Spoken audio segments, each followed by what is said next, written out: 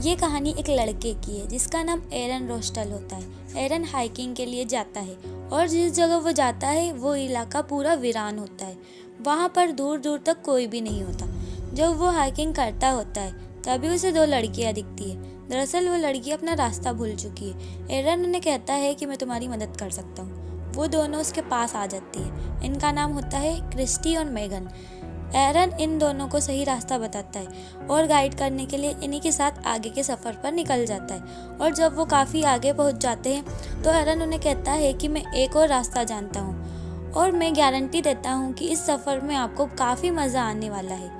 ये तीनों के तीनों पहाड़ी दर्रों से आगे बढ़ना शुरू कर देते हैं। ये रास्ते काफ़ी पतले होते हैं। एरन वहाँ से कूद जाता है। ये देखकर दोनों डर जाते हैं। उन्हें लगता है कि एरन गिर गया। तभी एरन नीचे आवाज़ लगाता है। नीचे बहुत सारा पानी होता है। एरन उन दोनों को भी नीचे कूदने के लिए कहता है। इसके बाद ये दोनों भी एक एक करके कूद जाते हैं। इस खेल में इन्हें बहुत मज़ा आता है। ये काफ़ी समय तक उस पूल में एंजॉय करते हैं और इसके बाद वहाँ से निकल जाते हैं। वहाँ से निकलने के बाद एरन को हाइकिंग के लिए आगे जाना होता है। क्रिस्टन और मेगन को अपने घर। अब ये एक सेल्फी खींचते हैं। एरन पूछता है कि क्या हम दोबारा कभी मिलेंगे। मेगन बोलती है कि कल रात को घर पर पार्टी है और तुम भी आ सकते हो। इसके बाद वहाँ से निकल जाता है। एरन अब पहाड़ी दर्रों से आगे बढ़ रहा होता है। वो इस पूरी हाइकिंग को एंजॉय कर रहा होता है, लेकिन यहाँ के रास्ते बहुत सकरे और बहुत खतरनाक है। जब एरन दो सकरी पहाड़ियों से नीचे उतर रहा होता है तभी वहाँ पर एक पत्थर होता है। एरन उसका सहारा लेता है। वो पत्थर खिसक जाता है। इसी वजह से एरन नीचे गिरता है और वो पत्थर जिसका उसने सहारा लिया था वो एरन के हाथ के ऊपर आकर गिर जाता है। अब एरन का हाथ दो सकरी पहाड़ियों के नीचे एक पत्थर के बीच में फंस चुका है। हालांकि उसको ज़्यादा चोट नहीं लगी, लेकिन उसका हाथ अब वहाँ से नहीं निकल सकता।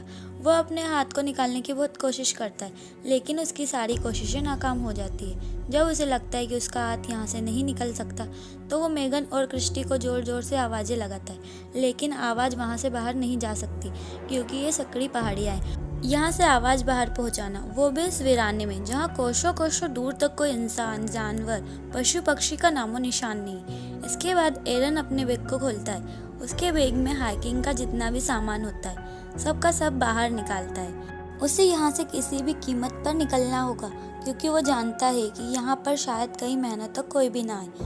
अब जो उसने सामान निकाला होता है उनमें एक छोटा सा नाइफ भी होता है। वो उस नाइफ के जरिए उस चट्टान को साइड से तोड़ने की कोशिश करता है, लेकिन ये एक ठोस चट्टान है और इसके साथ एरन का सीधा हाथ चट्टान के अंदर फंसा है, इसलिए उसे उल्टे हाथ से काम करने में और भी परेशानी हो रही होती है। लेकिन फिर भी एरन हार नहीं मानता।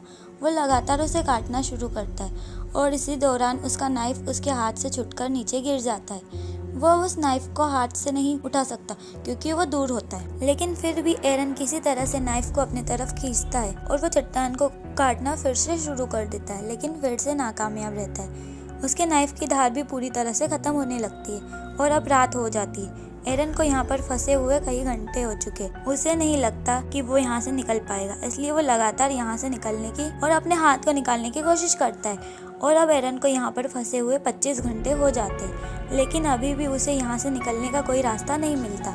इसके बाद वो अपने कैमरा को ऑन करता है और अपनी रिकॉर्डिंग करना शुरू करता है। वो बताता है कि पिछले 25 घंटे से मैं यहाँ पर फंसा हूँ। किसी को नहीं पता कि मैं यहाँ पर हूँ। किसी को बिना बताए वो यहाँ पर आया है। वो ये भी बताता है कि उसके पास खाना बहुत कम है। पीने के लिए भी सिर्फ 400 से 500 ml पानी है। जब वो ये सब रिकॉर्ड कर रहा होता है तभी ऊपर से कोई आवाज़ आ रही होती है। उसे लगता है कि वहाँ पर कोई है और एरन ज़ोर ज़ोर से चिल्लाने लगता है, लेकिन उसके चीखने का कोई फ़ायदा नहीं क्योंकि वहाँ पर कोई नहीं होता।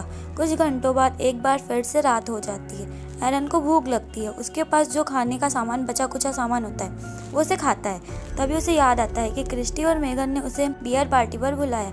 वो उस पार्टी को इमेजिन करना शुरू कर देता है। अपने आप से बातें भी करता है। दरअसल अकेले में ये सब होना आम बात होती है। उसे वो पल भी याद आते हैं जब वो हाइकिंग के लिए सैटरडे अपने घर से निकल रहा होता है। उसी दौरान उसकी मॉम का कॉल आता है, लेकिन वो उनका कॉल रिसीव नहीं करता। उन्हें नहीं पता था कि वो हाइकिंग के लिए जा रहा था। शायद अगर वो उन्हें बता देता तो वो उसे ढूंढते हुए वहाँ पर पहुँच जाती, लेकिन अब किसी को नहीं पता कि एरन कहाँ है। अब तीसरे दिन यानी कि मंडे को एरन रस्सियों से उस पत्थर को बांधता है जो पत्थर उसके हाथ के ऊपर है, और रस्सी के दूसरे हिस्से से वो उस पत्थर को उठाने की कोशिश करता है, लेकिन बहुत कोशिश करने के बाद भी वो पत्थर हिलता भी नहीं है। इसके बाद वो रस्सी के उसी सिरे को पैर में फंसाकर उस पत्थर को पूरे जोर से उठाने की कोशिश करता है, लेकिन इस बार भी उसे कामयाबी नहीं मिलती।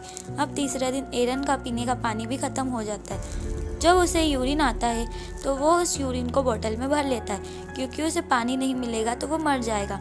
अब उसे अपना ही यूरिन पीना पड़ेगा। यहाँ पर उसे कुछ काम नहीं है, इसलिए वो छोटी छोटी बातों को भी ध्यान में रखता है। वो इस जगह से हिल भी नहीं सकता।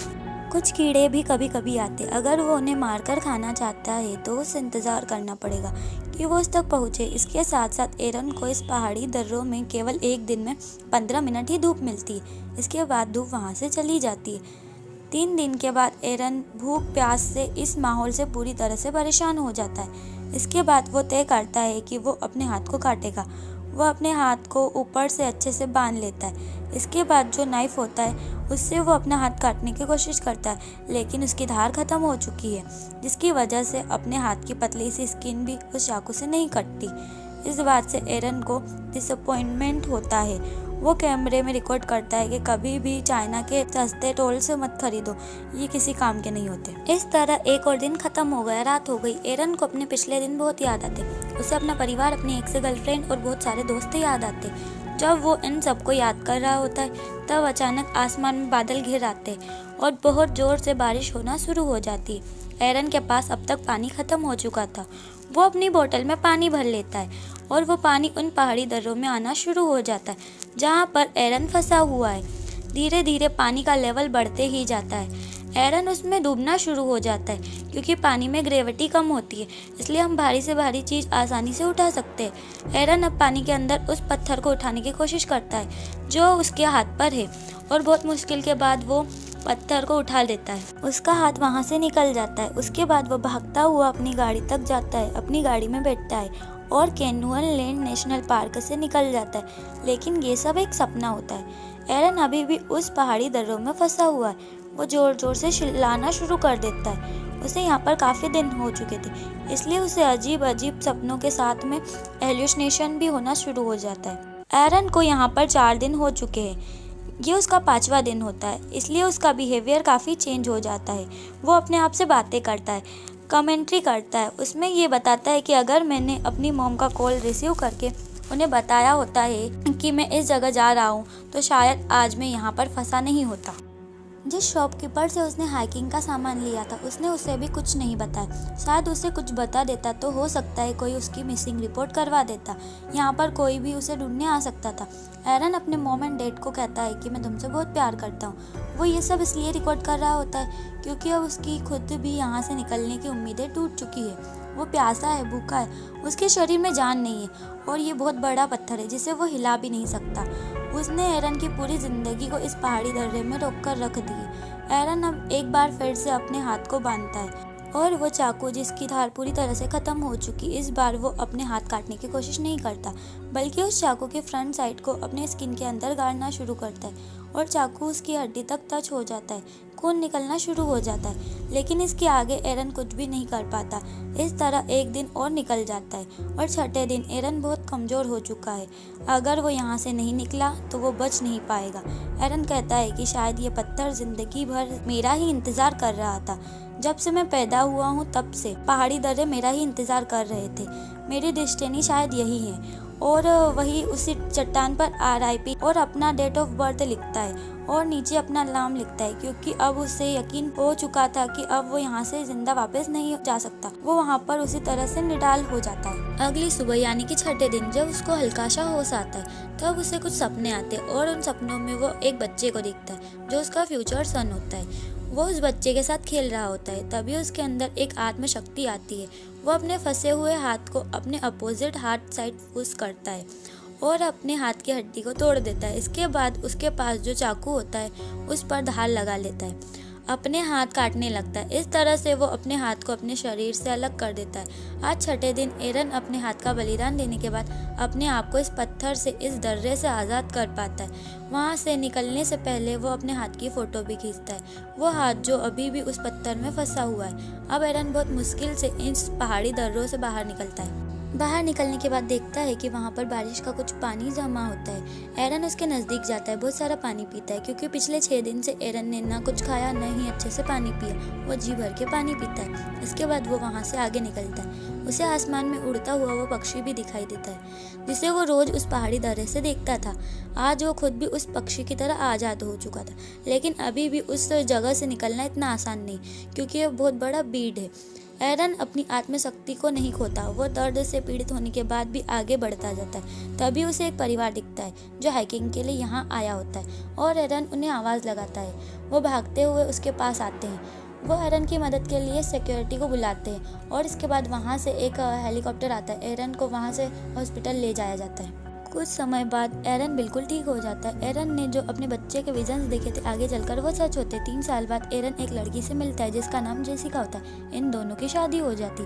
इसके बाद एरन का एक बेटा होता है जिसका नाम ली होता है। एरन ने इन 6 दिनों में मौत को बहुत नज़दीक से देखा। इसके बाद भी एरन अपना पैशन नहीं छोड़ता। वो अभी भी क्लाइंबिंग करता है। वो जहाँ भी जाता है वो वहाँ पर एक नोट चिपकाता है। इसी के साथ ये मूवी यहीं एंड हो जाती है।